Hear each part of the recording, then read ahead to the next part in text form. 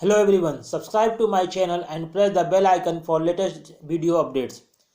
मैं आज आपको अपने वीडियो में क्लास 11th के चैप्टर 5 फिजिकल एजुकेशन में योगा चैप्टर से आपको पद्मासन के बारे में बताऊंगा। Padmasana, padma means lotus and asana means posture. It means sitting in a position without any movement. पद्म का अर्थ होता है कमल और आसन का मतलब होता है मुद्रा, स्थिति। इसका अर्थ होता है कि कमल की आकृति की स्थिति में बैठना।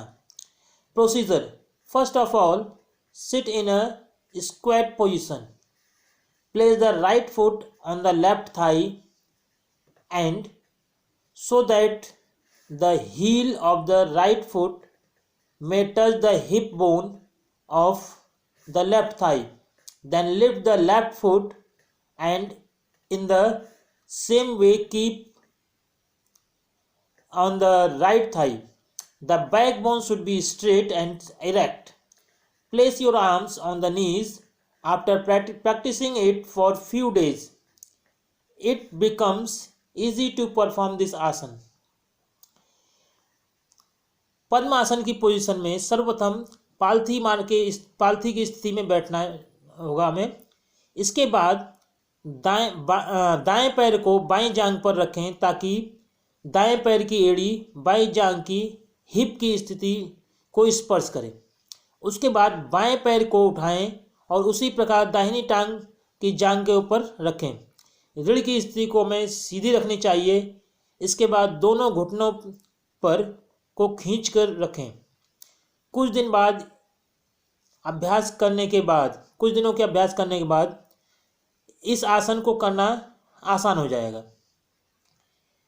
आइए हम जानते हैं कि पद्मासन से लाभ क्या क्या होते हैं। Benefits of padmasana. Padmasana increases the focus of mind and concentration. Padmasana के अभ्यास से मन को एकाग्रता मिलती है और हमारा फोकस बढ़ता है। इट काम्स द ब्रेन, ये हमारे मस्तिष्क को शांत रखता है। It helps to relax the body, ये हमारे शरीर को शिथिल रखने में मदद करता है। It helps to stimulate the abdomen and spine, ये हमारे उदर को, एब्डोमेन को एंड मेरुदंड जो हमारा स्पाइनल कॉर्ड होता है उसको उत्तेजित करने में सहायता करता है।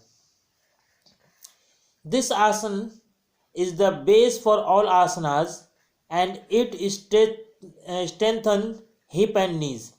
ये सभी आसनों के लिए आधार है, बेस है। एंड इससे हमारे जो नीज होती हैं, घुटने होते हैं, उनको ताकत मिलती है।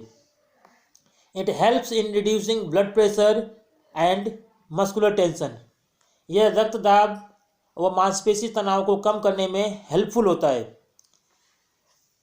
It helps in reducing the abdominal fat, यह हमारे उदर पे या एब्डोमेन पे जो फैट, एक्स्ट्रा फैट जम जाता है उसको हटाने में हेल्पफुल होता है।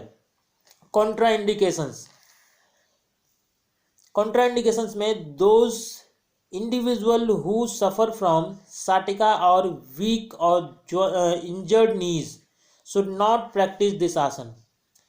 उन लोगों को ये आसन नहीं करना चाहिए जिनको साटिका या कमज़ोर या इंजर्ड घुटने हैं, उनको इस आसन का अभ्यास नहीं करना चाहिए।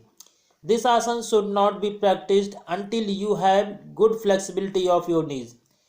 उनको भी ये आसन नहीं करना चाहिए जिनके जोड़ों में या घुटनों में अच्छी लचीलापन नहीं है। Thank you and have a nice day.